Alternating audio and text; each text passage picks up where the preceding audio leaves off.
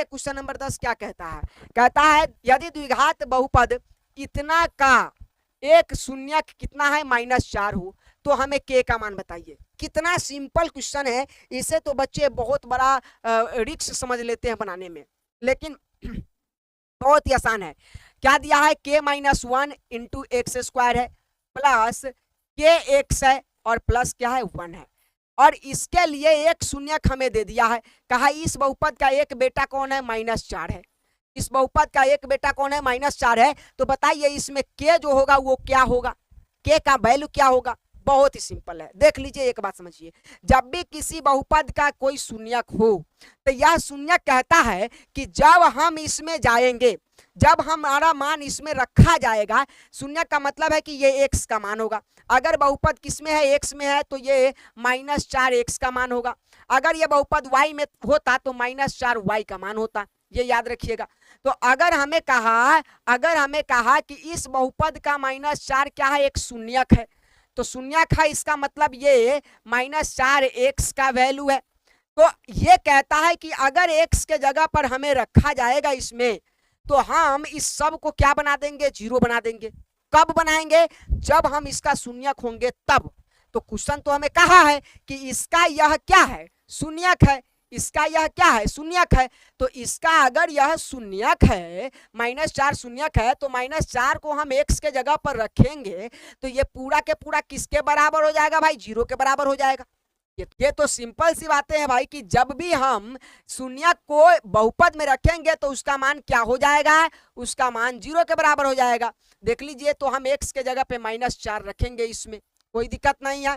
देखिए के का के रहने दीजिए, -1 का -1, एक्स के जगह पे -4 रख दीजिए। तो एक्स के जगह पे -4 रखेंगे, इसका स्क्वायर है, लगा दीजिए भाई, प्लस के का के रहने दीजिए और एक्स के जगह पे -4 रख दीजिए, प्लस 1 का 1 रहने दीजिए, सॉल्व कर दीजिए।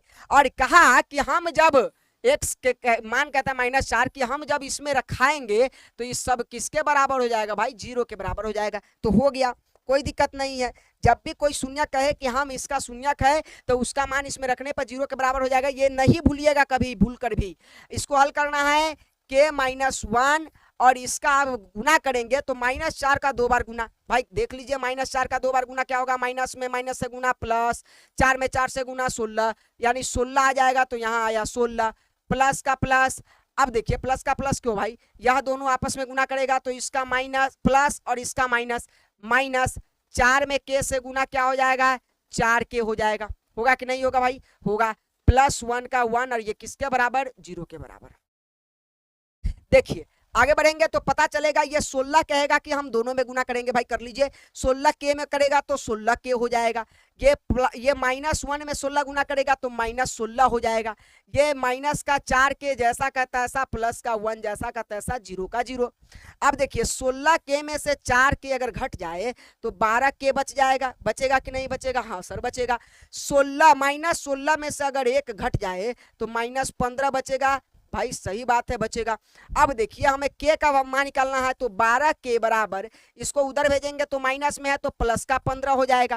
के का मान निकालेंगे तो 15 और बट्टा में के साथ गुना में था 12, तो ये चल जाएगा भाग में। इसको भाग कर दीजिए, 3 से दोनों कट जाएगा, 3 पचे 15, 3 चौका 12। के का मान आया 5/4, ऑप्शन नंबर देख लीजिए 5/4, बी नंबर ऑप्शन आपका सही है। ठीक है, बहुत ही आसान ये प्रश्न है, याद रखिएगा इसके थ्योरी क्यों कि अगर किसी बहुपद का एक शून्यक दे दे और तब कहे उसमें के का, पी का, एक्स का मान ज्ञात कीजिए, कुछ नहीं है, उसके शून्यक को उसके एक्स के जगह पे या वाई के जगह पे या बहुपद में जो चर संख्या होगा उसके जगह पे रखेंगे तो उस सब का मान 0 हो जाएगा। इस लॉजिकल पॉइंट को लगाकर और आप आसानी से क्वेश्चन को बना लीजिएगा, समझे।